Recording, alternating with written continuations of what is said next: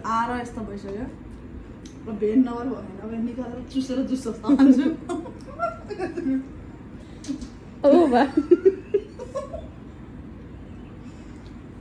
चुसेर हुने म जुस दिन्थेँ कसम जुस दिन्थेँ म भमिट हाल्थेँ होला जुस दिन्थेँ क्या दिस इज माई 6 तर भएन फेरि नि यस्तो भयो बसेको छु यस्तो कोपे मात्र दुःख मात्र दिने काम भइरहेछ यहाँ 3 चोटि कोपिसक्यो तर एउटा क्यानोला हाल्ने ठाउँ भेटेर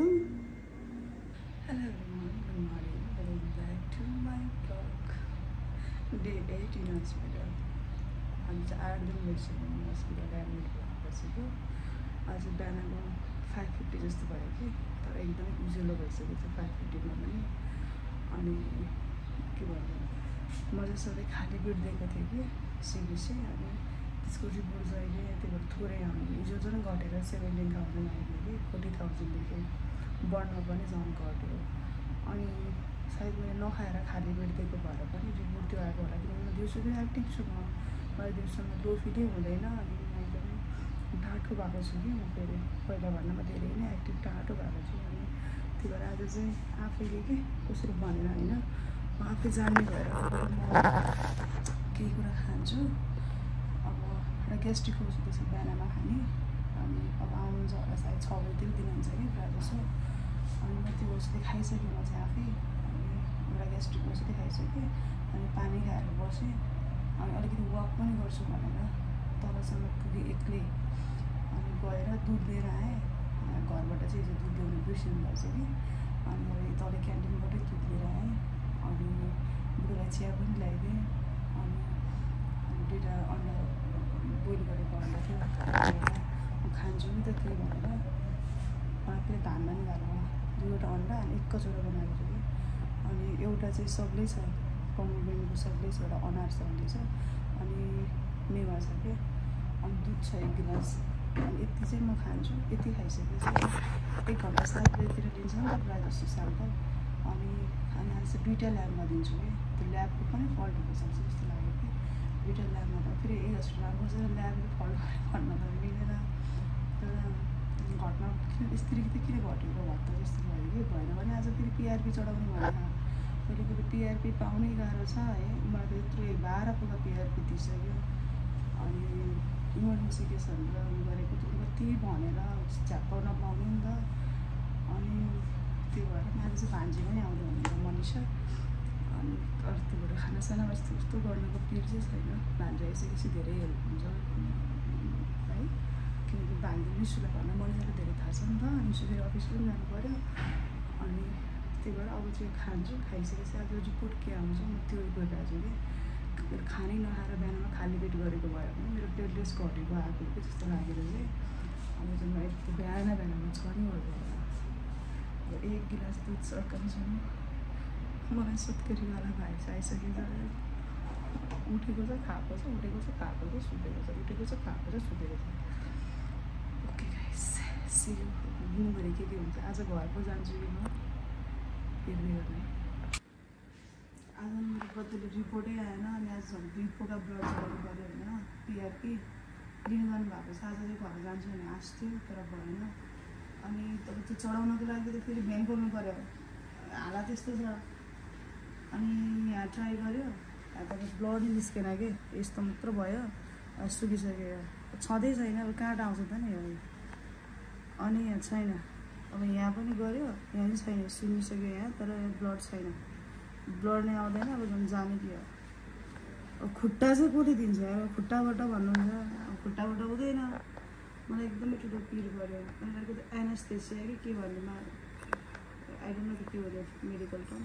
त्यसलाई बोलाउँछु भन्नुहुन्छ अब उहाँले आएर कहीँ भेटाएर प्लिज राम्रोसँग हालिदिनु हातमै हालिदिनु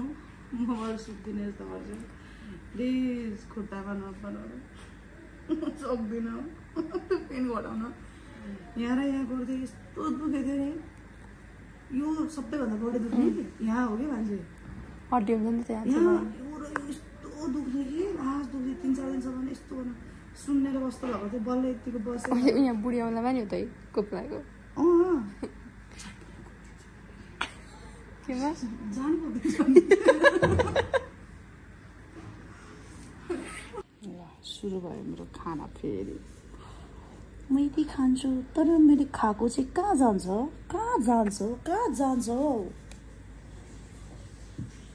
मगाइसक्यो यार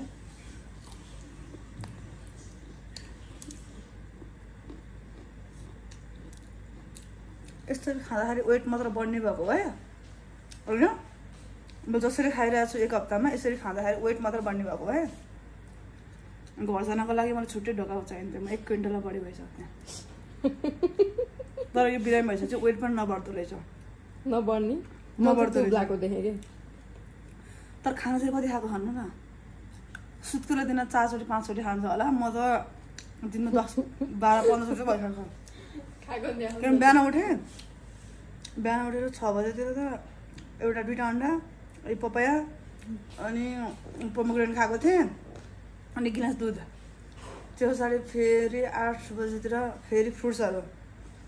अनि फेरि 10 बजेतिर फेरि माम त्यो बनेको त्यो उसको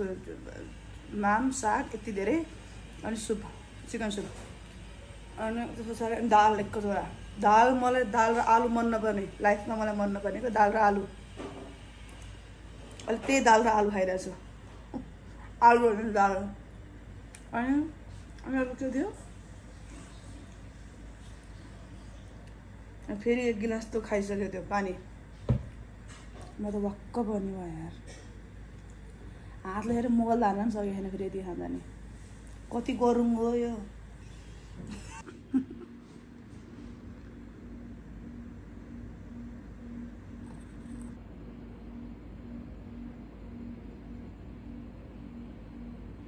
टिक्कर शून्य मात्र खुट्टोबाट पनि ब्लड निस्केन कि बेन भेटेन बेन भेट्यो कोपे मात्र दुःख मात्र दिने काम भइरहेछ यहाँ 3 चोटि कोपिसकेँ तर एउटा क्यानोला हाल्ने ठाउँ भेटेर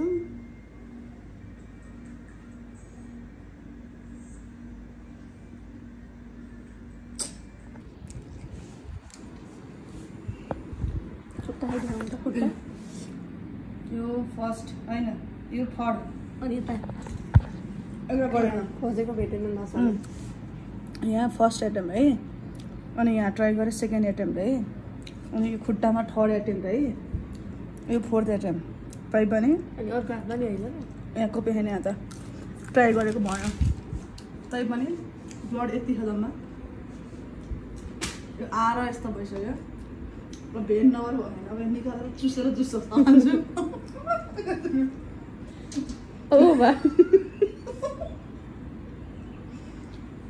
चुसेर हुने म चुस दिन्थेँ कसम चुस दिन्थेँ म बमिट हाल्थेँ होला चुस दिन्थेँ क्या अति भइसक्यो यस्तो बोकबाट खाने हो अब यस्तो गर्ने होला कि के भएन भने सुई लगाएर चाहिँ लाइदिने कि अब जान पर्ने सुई लगाएर जाने ठाउँ चाहिँ होइन गयो भने नसेखेन त नि फुलाउन चाहिँ ताने होइन कस्तो जान्छ त्यो ट्राई गऱ्यो नि त त्यो भर्खरै औषधि हालेर अनि अगर सुन्यो नि त अनि त्यही भएर त भयो सुनेर डल्लो पर्दा बित्तिकै त भएन नि त फेरि यस्तै हुन्छ नि त म त्यसरी जाने भएको सोटा हालिदिइहाल्छु this is my six attempt तर भएन फेरि नि यस्तो भयो बसेको छु यो 6 चढ्दैन चढ्ने नै गाडा चढ्ने हो जुस खाएको आउँछ है 5 बजीतिर मैले के भने इम्प्रुभमेन्ट ठ्यास पार्दिनु बोल्नु न भन्नु फाइनली मेरो लक्की नम्बर 7 हो 7औं पटकमा यो पुग्यो 7 पटक ग्यास भर्खर खोल्यो नि 7 पटकमा बल्ल खोल्यो खोलेर चाहिँ मैले ब्लड चढाउन पाएँ तर यति भइसक्यो यति गर्दा नि भोलि बढेन भने म यहाँ हस्पिटलदेखि भाग्नेवाला छु भोलि एउटा समाचार आउँछ केएमसी हस्पिटलदेखि एउटा बिरामी भाग्यो केएमसीको धन्यवाद छ यति गरेर पनि खोलाइदियो मान्छेमा कति धेरै कहाँ कहाँ पुगिरहेछ मैले आन्दोलन चाहँदैन त्यति गर्दा पनि सर्भिस पाउनु भनेको राम्रो यतिको व्यवस्था गर्दै केएमसीलाई धेरै धेरै धन्यवाद केएमसीसँग मेरो होइन म पर्सनली मेरो कुरा गरेँ हुन्छ यहाँ कहाँ केएमसीलाई दोष लगाइरहेको छु पनि बसेको भएर पो केएमसीदेखि भाग्यो भनेको त क्याम्पसीदेखि भाग्ने अनि ग्रिन सिटीबाट भाग्यो भन्ने त अब न फेरि तपाईँलाई क्याम्पसीलाई त कति धेरै धन्यवाद दिएछु यस्तो व्यवस्था गरेर बस्नु पाएको छु यस्तो राम्रो राम्रो नर्सहरू हुन्छ त्यस्तै कहाँबाट बोलाइदिनु भयो एनेस्थेसियालाई बोलाइदिएर घरमै आएर चढाउनु पाएँ नभएको भए मेरो हालत के हुन्छ थ्याङ्क यू आजलाई यतिले बाँच्छु भने भोलि यो चाहिँ मेरो सेकेन्ड पोका हो पहिलो पोको सक्यो सेकेन्ड पोका चढाउनु लागिसकेको छ 8 बजिसक्यो यो स्लो हाल्नुपर्ने फास्ट हाल्दाखेरि पोल्ने हो कि भन्ने भिड यसले त पोल्दैन कि तर फास्ट हाल्दाखेरि पनि जान्छ नि त मेरो किनकि यो सानो छ क्या भेन यो पोको कति बेला सकिने हो म कुरेर बसेको छु मलाई तनाव भइसक्यो गाइस त कन्डिसनमा नि भ्लग गर्ने भुत चढेको मलाई ल हेर्नु न हात फुलिसक्यो होइन मलाई यति छिटो फुल्छ क्या मेरो फेरि यो क्यामेरा राख्दा आज फेरि यो भेन सानो भएर अनि मलाई यस्तो मुभ गर्न पनि मिलेको छैन क्या धेरै तर यति चढाइसक्यो 2टा चढ्यो होइन अनि 2टा पिआरपी चढाएको छ भोलि चाहिँ 2टा चढाउने किनकि आज ढिलो भइसक्यो नि त 9 बज्न लाग्यो रातिको एकदमै स्लो गर्यो कि किनकि यो क्यानुला प्लस मेरो भेन एकदमै त्यो बेबीवाला भयो कि त्यही भएर धन्न गयो लक्की नम्बर 7 हो मेरो यो 7 चोटिमा 7 चोटि 8 चोटि बिर्सेँ यार कति ठाउँमा कपी भन्ने पनि बिर्सेँ म सिक्नेस भयो कि मलाई गएर सिधै गएर बेडमा गएर डाङ्गामा पल्टिने एक किसिम अनि फेरि आउनु सोफामा आएर बस्ने एक किसिम अनि फेरि किचनतिर जाने त्यस्तो गर्नु मन लाग्यो प्लान्टहरू पनि सुमसुमाउनु पाएन बस्तीमा आउँदाखेरि पहिलो भएको थियो बाहिर निकालेर अलिकति कालो कालो अलिक ग्रिन बनाउनु पर्ला एल्लो भइसकेको थियो कि भनेको घाम पनि देख्नु पाएन तिनीहरू अलिअलि त घाम देखाउनु पर्ने थियो गाइस फेरि भनौँ त के भनौँ के खानुभएको भन्नु त आज भर्खरै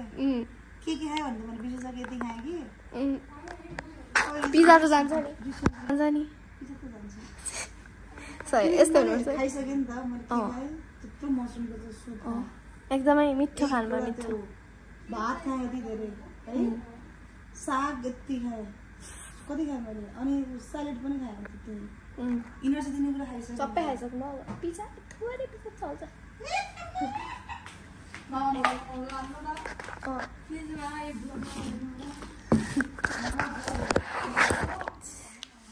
हामी चाहिँ अब यसरी खानुहोस् त आइज सस खानुहुन्छ नि होइन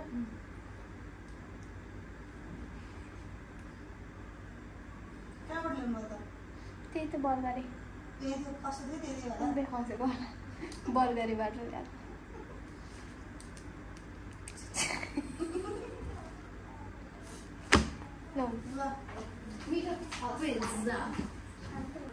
एक सर्ट दिउँ त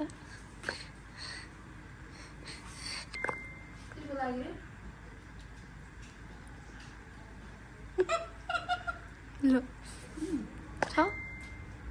केही छैन होला है तर त पर्यो पिज्जा खाएको पिज्जा हो यो चिज छ कान्डेस म यही खान सुत्ने आज